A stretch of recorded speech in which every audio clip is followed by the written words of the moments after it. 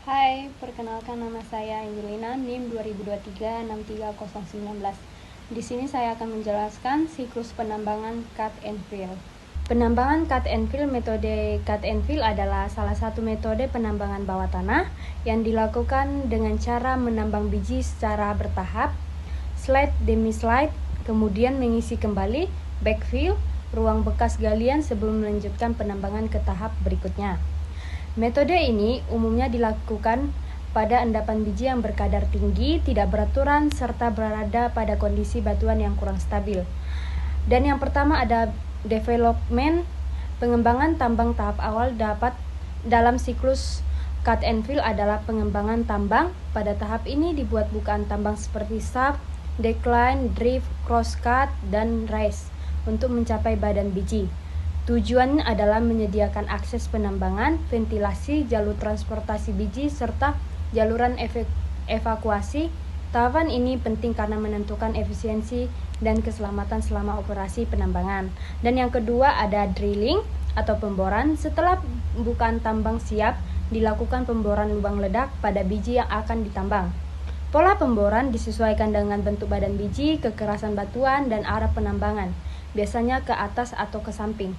Pemboran harus dirancang dengan baik agar fragmentasi batuan optimal dan minimalkan overbreak. Dan yang ketiga ada blasting atau peledakan. Lubang bor yang telah dibuat kemudian diisi bahan peledak dan diledakkan. Peledakan bertujuan untuk memecah biji agar mudah dimuat dan diangkut. Pada metode cut and fill, peledakan dilakukan secara terkendali karena ruang kerja terbatas dan berada di bawah tanah, sehingga aspek keselamatan sangat diperhatikan. Dan yang keempat ada mucking atau loading permukaan biji. Biji hasil peledakan kemudian dimuat menggunakan alat seperti LHD, scraper, atau alat muat manual tergantung skala tambang.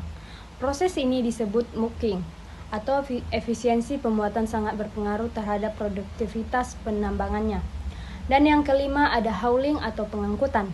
Menuju ore pass, stasiun pengumpulan biji, atau langsung ke permukaan. Sistem pengangkutan dapat berupa truk tambang bawah tanah, conveyor, atau red system. Tahap ini memastikan biji sampai ke fasilitas pengolahan.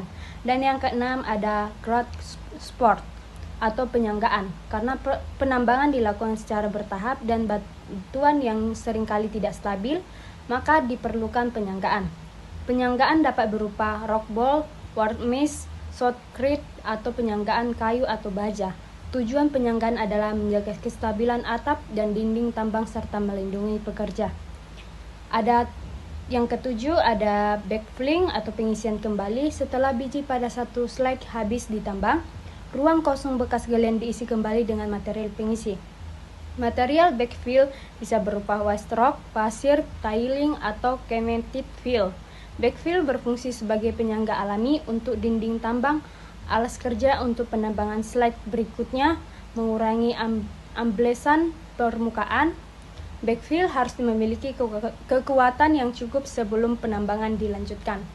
Dan yang kedelapan ada penambangan slag berikutnya. Setelah backfill mengeras dan aman, penambangan dilanjutkan ke lapisan slag berikutnya, biasanya ke arah atas atau overhand cut and fill, atau ke samping seluruh siklus dari pemboran hingga backfilling, kemudian diulang kembali sampai seluruh badan biji tertambang.